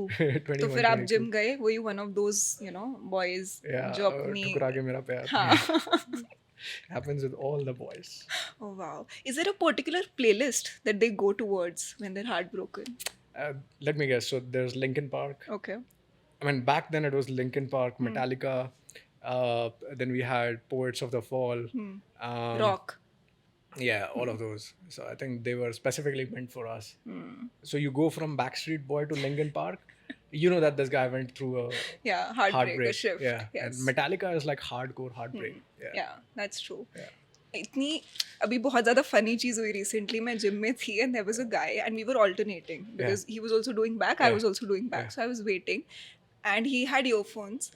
And उसका कुछ गाना चल रहा था and this was like a proper guy with mature muscles, so you could just look at him and see that he's been doing this for a while now, like a couple of years. Everything was defined. He had like a V sort of a shape look that at a you lot of now. people have. No, I'm telling this because this is context, because it will make sense. Okay. So Okay. he was doing his back, and suddenly while doing his back, उनके earphones निकल गए उनके phone से, Yeah. वो तार खिंच गई, Yeah. and Bole Chudiya was playing, and What? I could have never guessed that a guy looking like him is Yeah. doing back reps on Bole Chudiya. Okay, so I think people towards the north side, I would not use that as a benchmark for the kind of songs that rest of the boys look. They give us bad name. Yeah. Okay, because I definitely never did any of those shit. Like, okay, Arijit Singh is amazing. Okay. And then you have Mohit Chauhan. Huh. These are like this is like decent playlist. Yeah. What's the most controversial song that you've worked out on? I've never worked out on Himesh Reshamiya's songs, No. and I hated it every time they played in the gym. I think you can't go lower than that. Oh wow. A lot of people have their favorites in Himesh Reshamiya's playlist. Like Tandoori Nights is one of them. Have you heard of it? That one. Yes, that one. Janvi Kapoor made it famous on Coffee with Karan, where she was like that I love doing my reps on Tandoori Nights. Weird. Yeah. Yeah. This was a fun conversation to have. Okay. So, I was on Twitter recently, and this is all while I was, doing research to be here with you. And I read this extremely interesting and controversial tweet by this person called the Liver Doc. Yeah. Okay. He's sort of a doctor, Yeah, he's and a friend, people, yeah. So, and people think that he, people think his communication on Twitter is a little condescending and it's a little rude, but he's quite blunt about the He's facts blunt, that he yeah, talks yeah, about. yeah. And one of his recent tweets said, drink coffee first thing in the morning, even on an empty stomach, it won't harm you. Yeah. Can you elaborate on that? Yeah. So coffee is better than medicine when it comes to fatty liver. Yeah. Yeah, but then again, there are caveats. So coffee has caffeine, and caffeine kind of, so there's something called as catecholamines in your body, and then you have adrenaline, noradrenaline. And when you have high amounts of catecholamines in your body, it breaks down stored fat. So there's enzymes called as HSL and LPL, and so when you have more catecholamines in the body, adrenaline, noradrenaline, and cortisol, which are all spiked with coffee, they increase the action of HSL, and HSL breaks down your stored fat. So it can be beneficial for people who have fatty liver. And but the thing is, see, the thing about coffee, caffeine, or any of these modalities is that you get accustomed to them, because you get, like, your body can develop resistance to these kind of things, and that's why when you drink coffee the first time, you can't sleep. But some people can drink as much coffee and now sleep like they babies. can sleep. Like my co-founder Rohit, he drinks coffee at 9, Red Bull at 10 p.m. and he can still sleep. Really? Yeah, I know, because Even after Red Bull? caffeine doesn't work on him. Wow. I don't know how, but it does not work on him. So there are, and he sleeps anywhere. You take him to a movie, he'll 100% sleep. So he's a weird guy. Anyways, coming to this, so there's some sense to this. So it can help people with fatty liver, mobilizing fats. But then the caveat is that coffee also has chlorogenic acid, which can cause gut issues in some people and cause loose motion. Right. So if you are not facing any of those things, having black coffee first thing in the morning is not a terrible idea. It's a good idea, and it's a helpful advice for people, especially if they have fatty liver. Got it. Comments में बहुत सारे लोग लिख रहे थे कि like what about the acid reflux? A lot of people connect Some people, coffee to acid reflux. Some people face. Okay. So, like I said, the chlorogenic acid, and it cannot be a decaf. It has to be caffeine, because the benefits are coming from caffeine, polyphenols, and flavonoids. Right. चाय के साथ भी same होता है क्या? Chai is not that good, to be very honest. No? No, it's not that good. Coffee is much better. Black coffee is far, far better than green tea or yellow tea or whatever. There was an unsubstantiated research that spoke about how a lot of serial killers drink black coffee. I don't drink black coffee. Okay. So I'm safe right now. This is a safe space for all of What us. about you? I don't drink black coffee either. I'm into lattes right now. So Okay, you're good. perfect. But what about sugar? I feel कि जैसे protein is one of the most super hyped components right now that people are talking about. Sugar is the most villainized. Yes. ठीक है, sugar, like क्या scene है sugar का? Is it lethal? It's not lethal. Sugar is sugar. Like it does not do anything for you.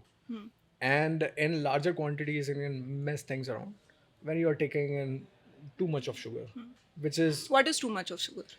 so. For example, a typical Indian diet, it is high in carbs and it's high in fats, and very low in protein. Right. So compared to protein, you are consuming way too much carbohydrates and way too much fats that you shouldn't be.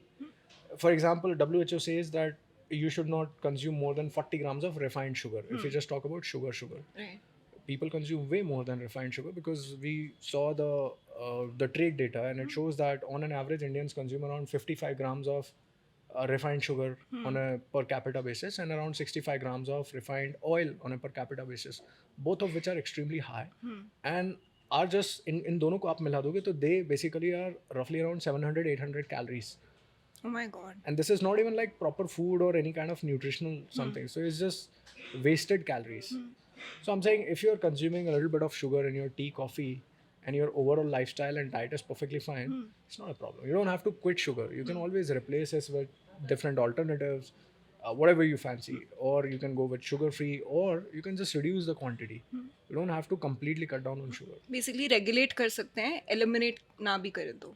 See, dosage makes the poison. Anything in quantities which are not suggested by data can be dangerous. Anything which, for example, even poison in small quantities works as a antidote. So you know that anti-venom is made from Yeah, venom. yeah, So all antivirus are made from, like virus, vaccines are yeah. made from, so Yeah. dosage makes the poison. Got it. So in small quantities, even poison can work as a elixir, and even in high dosages, even elixir can become poison.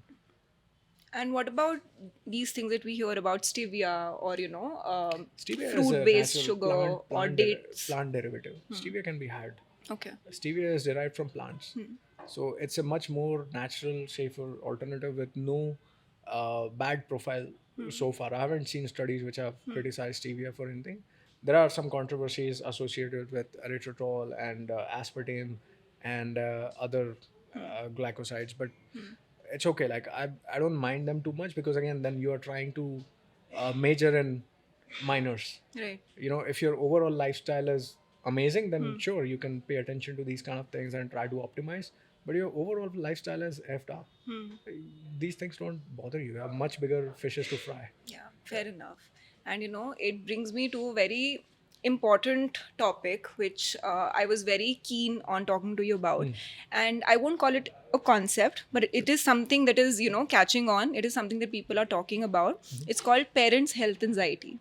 True. So, a lot of people, including myself, I have moments जहाँ पे मेरे को suddenly realization होती है कि, मेरे parents अब बड़े हो रहे हैं. Yeah. And I would just wish कि they stay healthy. Yeah. And that has been termed as parents' health anxiety. And I just feel like they make for the worst patients. Yeah. मतलब उनको सिर्फ ये समझाना. Worse than kids. Yes, worse than kids. Because, kids को चलो ठीक है, you can still rationalize it by saying कि they don't know any better right now. They're, babies and everything.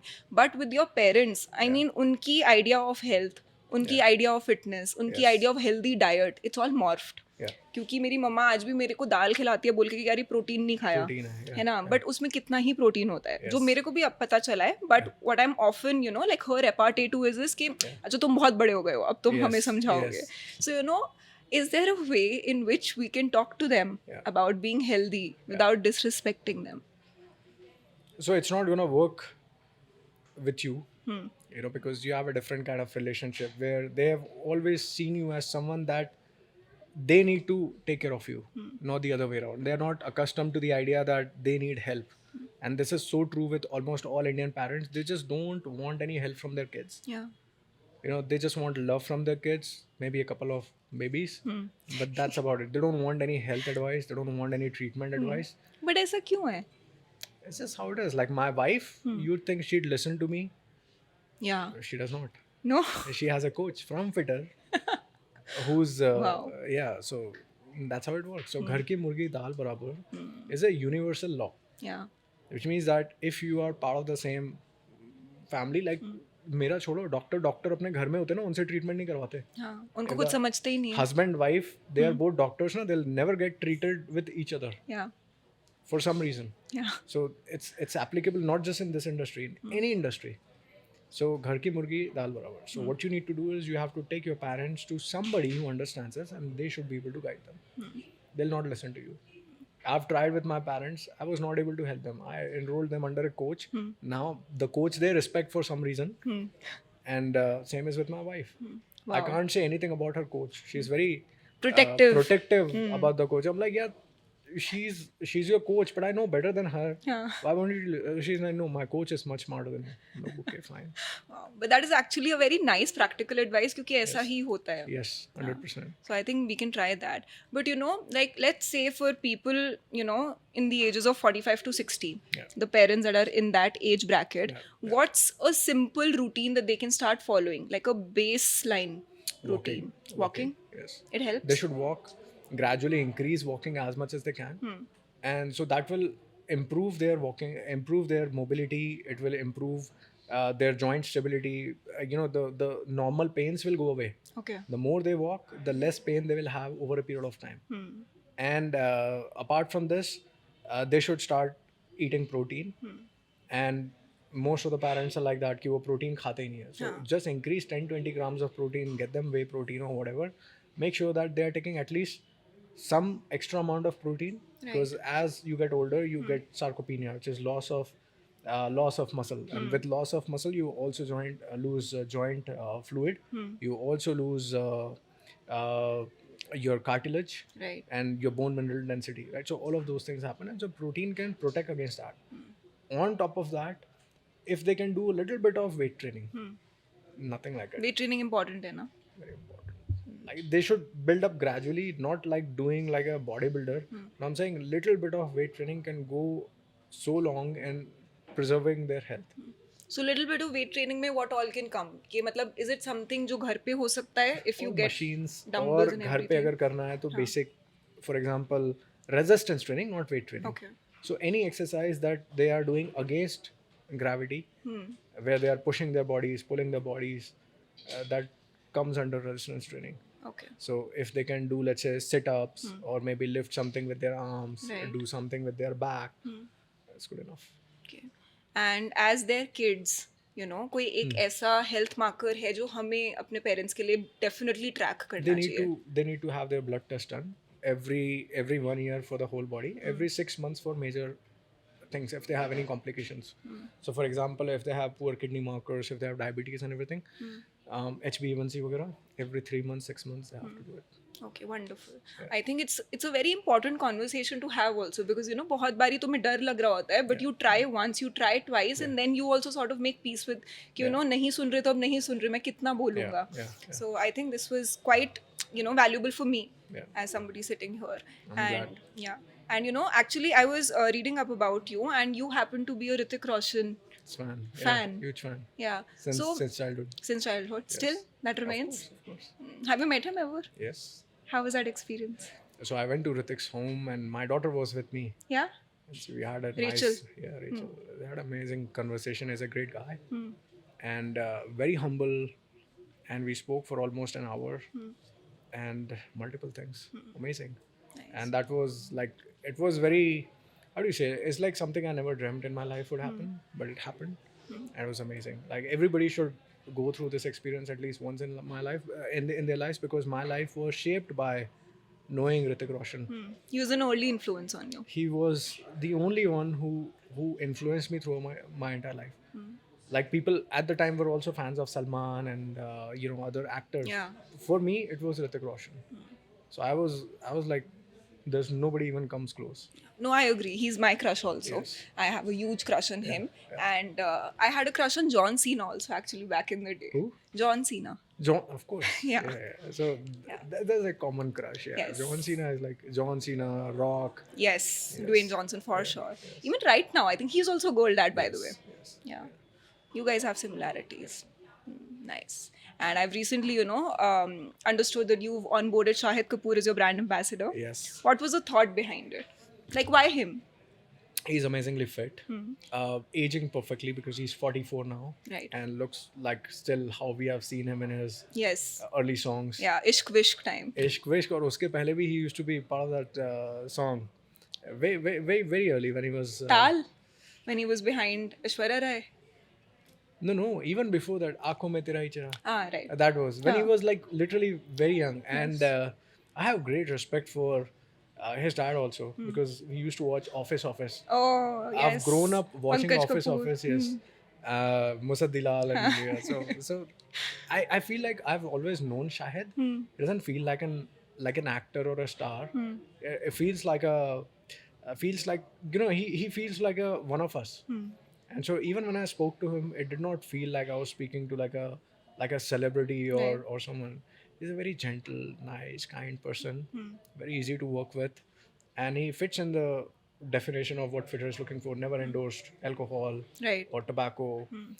We also because we do extensive checks and everything. So when I said, वैसे तो मुझे पता है कि Shahid does not do any of those things, but can we at least check Yeah. if he has ever done anything? Turns out he has never. So Wow. he doesn't even promote junk or anything. If That you is see, incredible. yes. So we always look for people who have a natural alignment towards fitter's philosophy. Before this, we had Rohit Sharma, and again, we are still talking to Rohit Sharma. So we are looking for a long-term collaboration. Let's see how it works. So as a health company, we have very few options because obviously I can't go and work with or have somebody representing fitter that also endorses, let's say, gutka, pan, bidi. No matter how big. It does not make the cut. Yeah, as much as I appreciate his acting talent, I would never have him as an ambassador. And for that is Fitter. a fair thing. Yes, Yeah. not a natural fit. Yeah. So and Shahid is like he looks great and Yeah. he's good muscles. He goes to the gym. His routine is Fit. also like Yes. something different. Is he doing something different or better than other people out there? No, he's just consistent. He's a simple guy, keeps it consistent. Same with Hrithik also.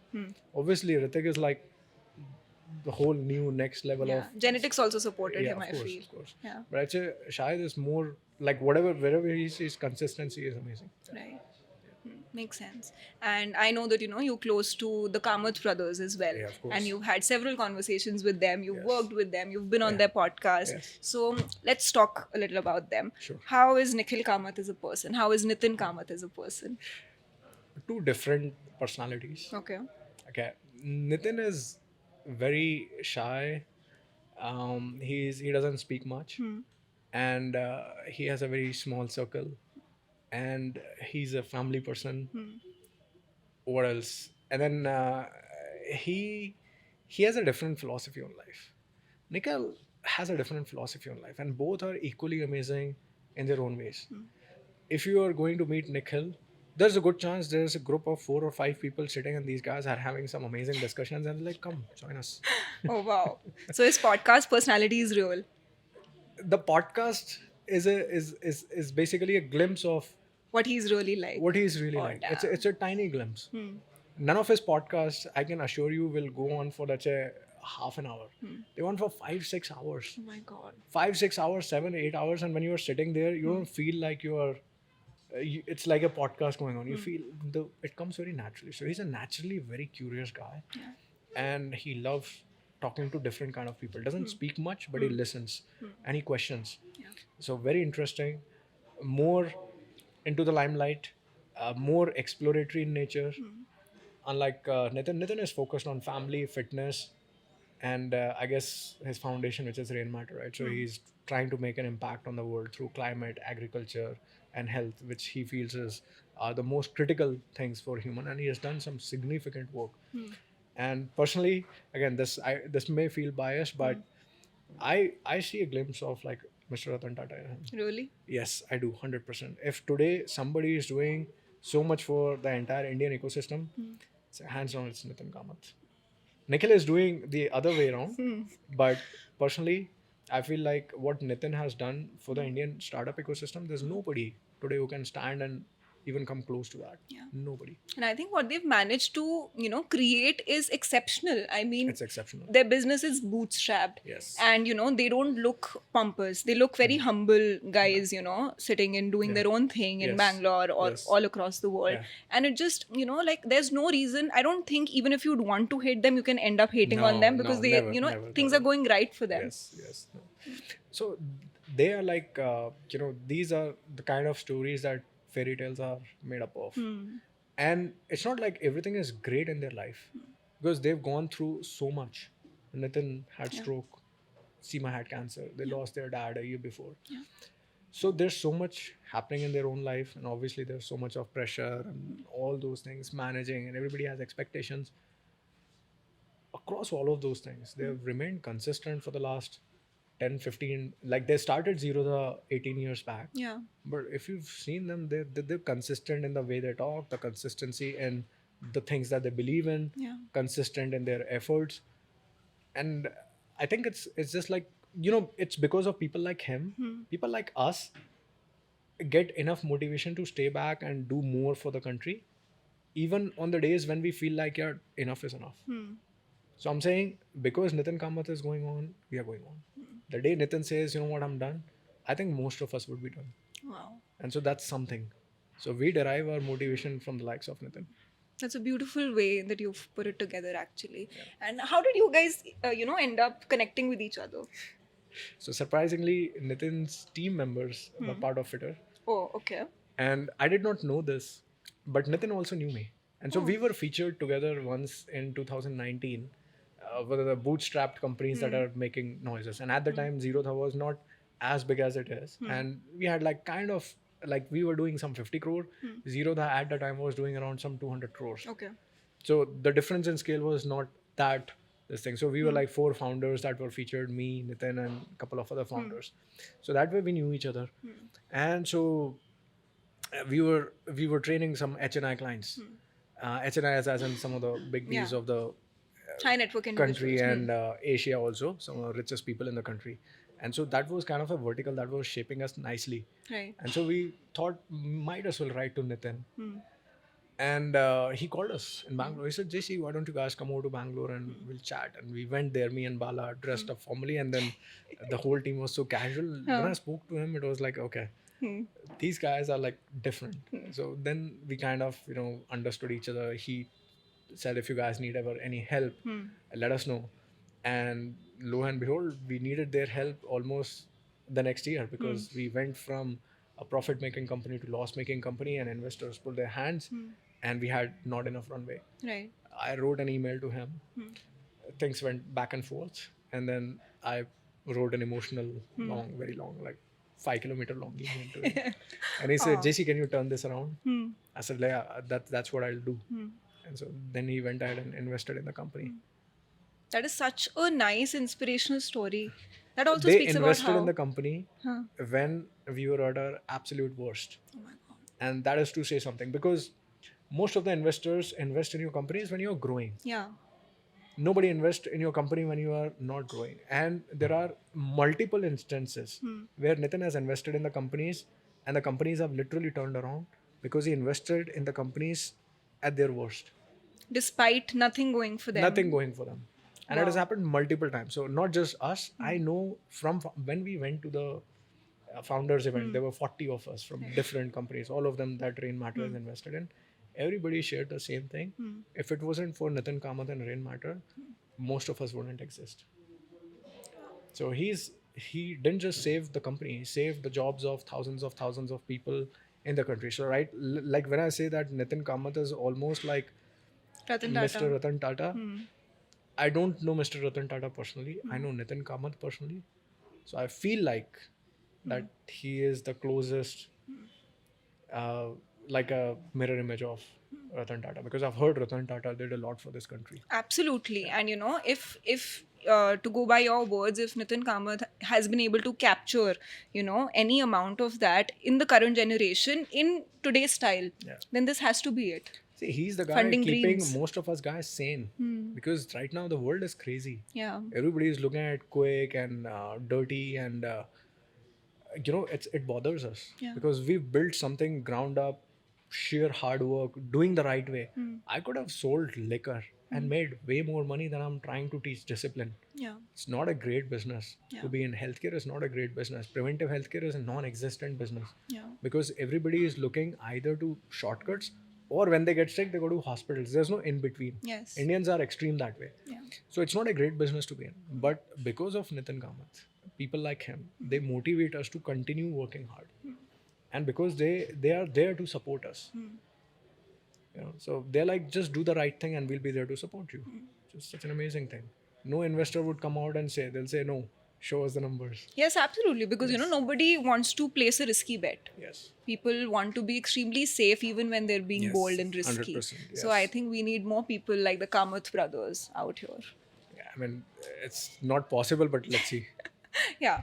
If anybody, gets some sort of an inspiration, and chalo, ye inspiration has to be at some other level because you have to have money to start investing And elsewhere. these kind na. of events, like Kamath brothers, are the kind of people, they come once in a lifetime. They're like kind a of thing. comet.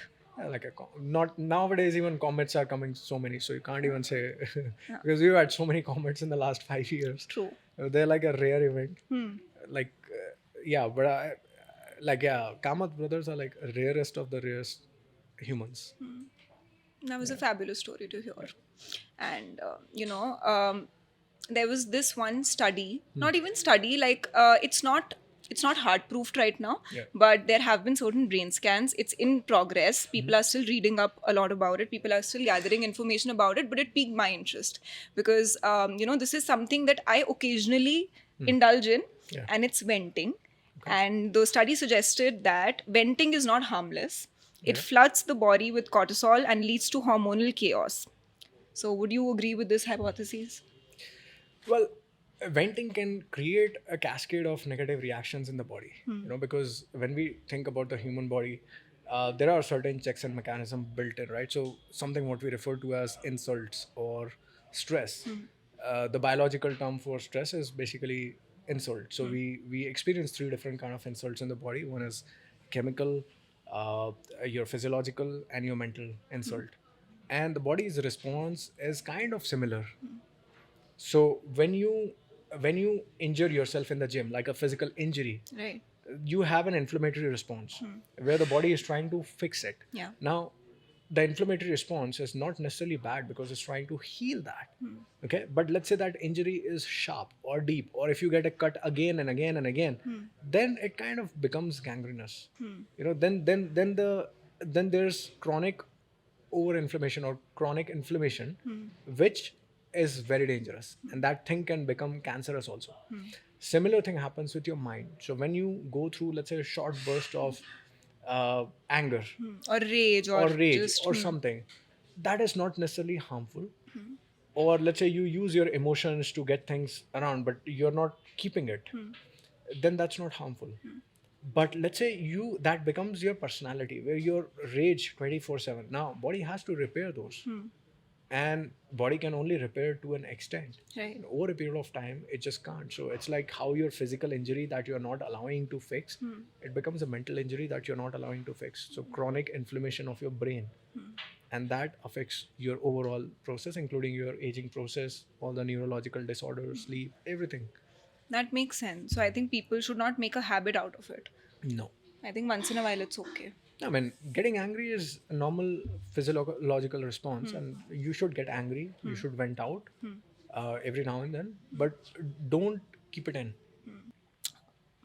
Okay, so do you think that emotional eating is actually a psychological issue or a discipline issue? Because I see a lot of Psychological. people around me jinka coping mechanism hota hai ki something bad has happened in their life, and they will just quickly order something. They'll order junk knowing fully well कि वो उनके लिए ठीक नहीं है, Yeah. and उनका trainer उनको मार देगा जान से, but फिर भी they eat it to feel better. Yeah, so because when you eat, your body releases tons of serotonin, and so it makes you feel amazing. Dopamine also. So food has kind of a dopaminergic response in the body, and so let's say you're sad, and that's basically what antidepressants do. They give you a surge in your serotonin, Yeah. and so suddenly you feel calm, you feel motivated, but your own body's serotonin mechanism takes a hit. So same thing happens with food. Over a period of time, as you get addicted to food, your body's dopamine response goes down and down and down, and so you want to experience that response. So much like a drug addict, food is actually an addiction, a similar kind of an addiction. Yeah. And so as you eat the food, you feel those pleasure points, and you just feel good immediately after eating the food, and you just want to experience that again and again.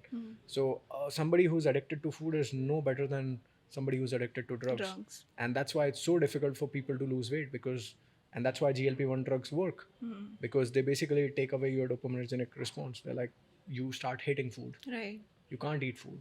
So तो they अगर block the dopamine response.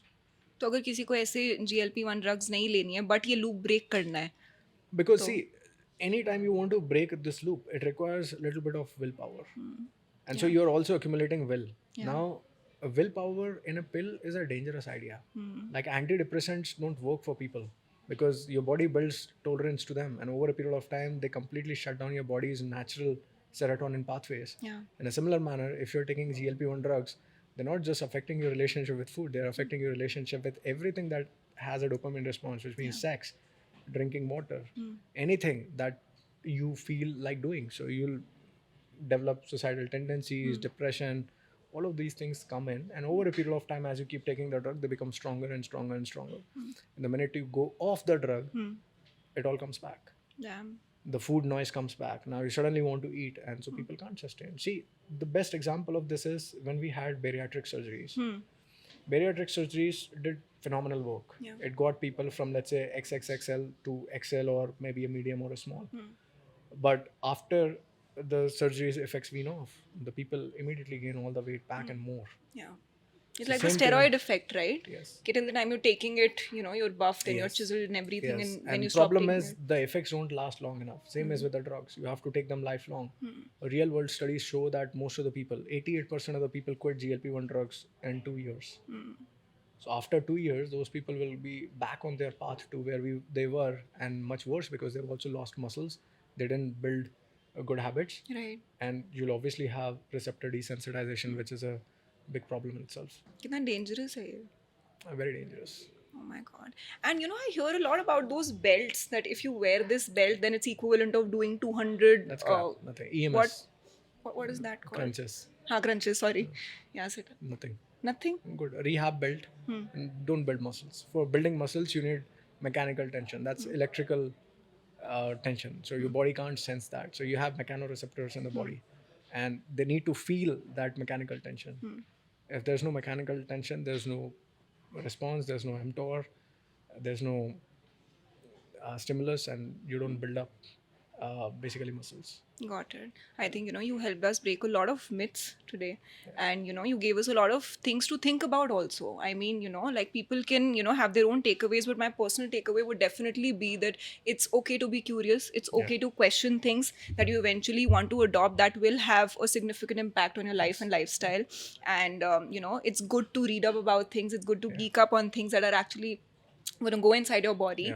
And I feel like it's very important to distill noise from information, especially in this time of social media. Very, very important. So, like before we take your leave, what is that one practical habit that, you can suggest the young boys who are watching this channel that they can adopt starting today itself to improve their life? Go to the gym or at home, lift weights, build resistance, do resistance training. So physical. Right. And mental, read, solve puzzles, keep learning new things. Very important. This physical and mental resilience is the first steps towards aging better. Feeling one in the moment with life, understanding life, and being happy. Very important. Surround yourself with people who you can love, who you can trust. That's very thing. So once again, from all that we know from the research, and if you have to talk about the distilled knowledge about longevity and happiness and what it means to be human, Right. 4 things: exercise, right food, people you surround yourself with, and sufficient amount of sleep and water intake. Right? That's all it eventually boils down to. That's it. That seems very simple, doable, Yes. but consistency is key. And if you're lucky, then you can also, think of becoming a goal dad. That also helps. As a goal, right? Yes. And, because you were such a wonderful guest on our podcast, we would just like to say thank you for all the knowledge you've bestowed us with.